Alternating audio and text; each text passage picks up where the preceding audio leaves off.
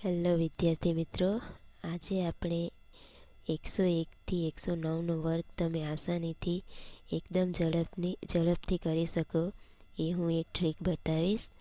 તો સૌપ્રથમ મેં અહીં 101 થી 109નો વર્ગના આંકડા લખી દીધા છે.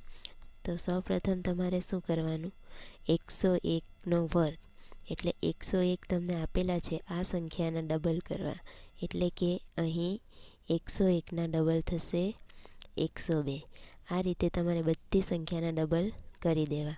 તો હું અહીં એક પછી એક લખીશ. 102ના 104, 103ના 106, 104 108, 105 110, 106ના થશે 112, 107ના થશે 114, 108ના 116, પછી 109, તો 109ના થશે 118.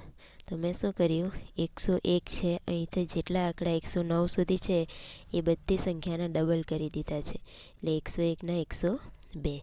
આટલું કર્યા પછી તમારે જે લાસ્ટ ડિજિટ છે 101માં જે લાસ્ટ ડિજિટ ખરો એના પાછળનો અંક કહેવાય, એના તમારે વર્ગ કરી દેવાનો. તો અહીં 1નો વર્ગ શું થશે, 1નો વર્ગ 1. પણ આપણે જાણીએ છીએ કે કોઈ પણ ડિજિટ પાછળ લખીએ તો 1નો વર્ગ 1, તો 1 જ નથી લખતા, 2 ડિજિટમાં વર્ગ લખીએ છીએ. તો અહીં 1નો વર્ગ તમારે 0 1 લખવું. પછી 2નો વર્ગ 4, પણ 4 એકલો નથી લખાતો એટલે 0 4.